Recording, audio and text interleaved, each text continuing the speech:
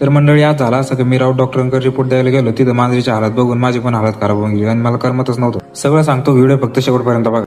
जय श्रीराम मित्रांनो, मी तुमचा लाडका उद्धव आणि तुमचं सगळ्यांचं आपल्या चॅनलवर स्वागत. आज झालं असं की मी उठल्या शेतात चक्कर मारायला गेलो. खूप दिवसापासून शेतात गेलेलोच नव्हतो. आपल्याला नाही का पहिल्यापासूनच प्राणी पक्ष्यांचं आहे ना अट्रॅक्शन राहिलेलं आहे. त्याच्यामुळे मी गेल्या आपल्या गाईकडे गेलो. तिने ना आपल्याला एवढं प्रेम केलं ना की जसं एका आईचं मुलावर प्रेम असतं. मग काय लगेच आमचे पुढारीचे पत्रकार शिवण सर यांचा कॉल आला. लगेच मग मी गेलो. त्यांचं काय 2-3 महिन्यातून एकदा प्रवचन राहतच असतं आणि त्यांचं प्रवचन ऐकायला मला कधीच बोर होत नाही. आणि आज आपल्या बाय केमिस्ट्रीची सर्व्हिसिंग करून घ्यायची होती. मग लगेच इंजिनियर आले त्यांच्याकडून आपण नाही का सर्व्हिसिंग पण करून घेतली. मग काय राव डॉक्टरांच्या कालच्या पेशंटचे रिपोर्ट द्यायचे बाकी होते. मग रिपोर्ट घेऊन गेलो. तिथे ते मांजरीची हालत बघून मला खूपच वाईट वाटायला लागलं.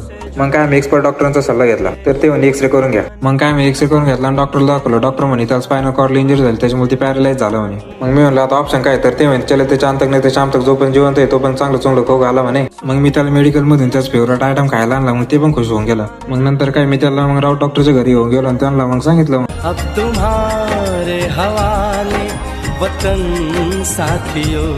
तर मित्रांनो, तुमचा पण दिवस कसा राहिला हे आपल्याला कमेंट करून नक्की सांगा आणि आपल्या चॅनलला फॉलो पण नक्कीच करा.